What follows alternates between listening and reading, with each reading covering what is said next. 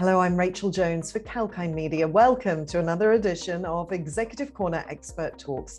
In this edition, I'll be speaking with Bruce Milush. He's Managing Director of VRX Silica.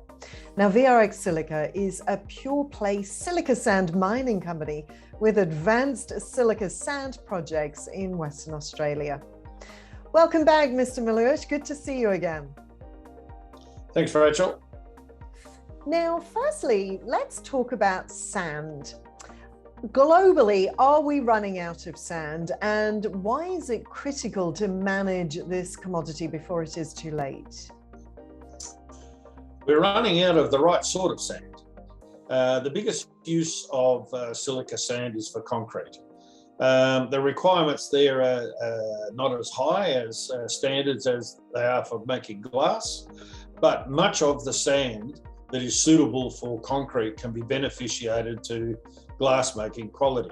Now, when we look around at deserts, you'd think Sahara's got enough sand to last us forever, or beaches. They're not suitable for either concrete or glass making. So if you discount those from the equation, you're not left with a lot of sand. And the other unfortunate sort of experience is that the bulk of the good quality silica sand in Asia is being dredged from rivers and lakes, and that's not sustainable. So the demand is not going away. We still need plenty of glass, we still need plenty of concrete, but the sand supply is diminishing. And how is Australia looking in that regard? Does Australia stand in good position when it comes to the lucrative opportunities that we could potentially see in the silica sand market? More so Western Australia and the Perth Plain. Ourselves, we've got over 1 billion tonnes of silica sand resources that we're looking to develop, that we should last, quite some time. But the market is substantial. Asian, container glass, flat glass is more than 120 million tonnes a year.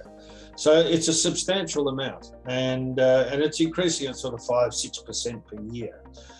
More interesting are the beneficiated higher grade silica sand and silica flour that are now being used in a lot of the critical minerals. It's the silica gel, it's the thermal protection in lithium batteries, and now there's silicon carbide batteries being developed. Particularly interesting. It's not big tonnage, but it does require quite a bit of technology to get standards that are required for some of the high-tech critical minerals. Now, this year, without a doubt, the commodity sector has witnessed a range of uncertainties, especially because of the Russia-Ukraine war. Has the silica sand market also faced some repercussions because of the war? Not directly, but I would think indirectly. Strong economies means strong construction. So construction equals concrete and glass. And also the automobile industry. So, if the European economies are largely unaffected by the war, which is probably doubtful, but no, there will be some repercussions. But our main market is Asia, and to date, that doesn't look to be affected by that war at the moment. And what is VRX Silica's strategy towards becoming a global supplier of high-quality silica sand? Really, it's to develop the projects we've got now. We've got substantial resources, but they are on native vegetation. So the whole EPA process is a big part of our development strategy, and we're well advanced there to get our Arrowsmith North project closer to production. We've lodged the final document. It's called the Environmental Review Document, some 1,500 pages.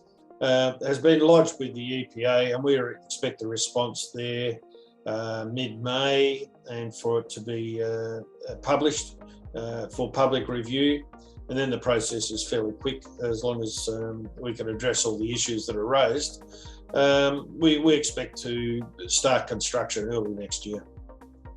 Excellent. So if we could talk a little bit more about Arrowsmith North. So with construction starting next year, hopefully, does the company foresee any challenges in achieving this objective? Not so far. No, the response so far from the government agencies has been very positive.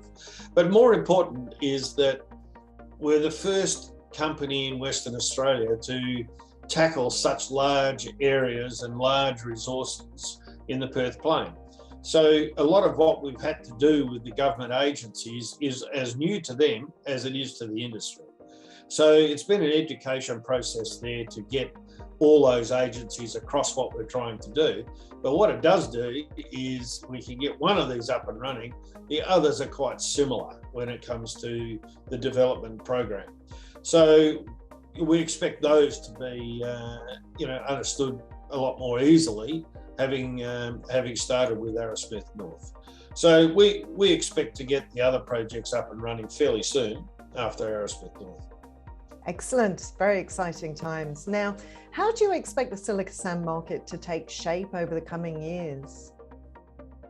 Well, there's going to be still demand for glass, particularly for construction glass, flat glass, but also the automobile industry.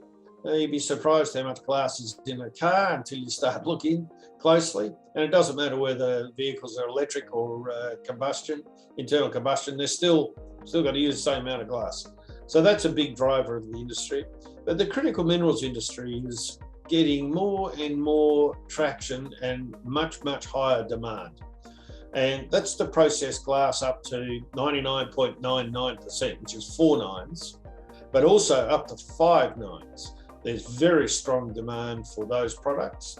One of our projects, Boucher, is very high grade, and it's at 3 nines already. We think we can process that up to 4 nines, and with a little bit more work, we think we can get to 5 nines as well.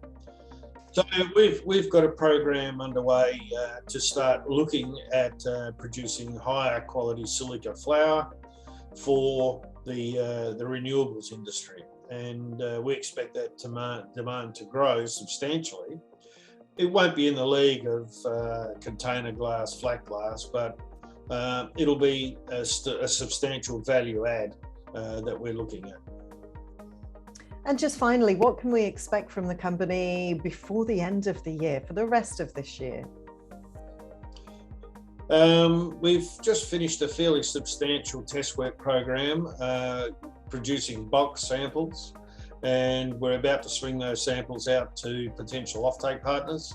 So we'd like to get in the next 2 or 3 months some more offtake finalised, but we also expect response from the EPA, and we'll start putting out a development program where we're looking at long lead items and the construction phase.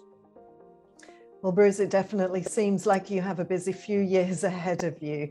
Thanks so much for your time today. Thanks, Rachel. Nice chatting.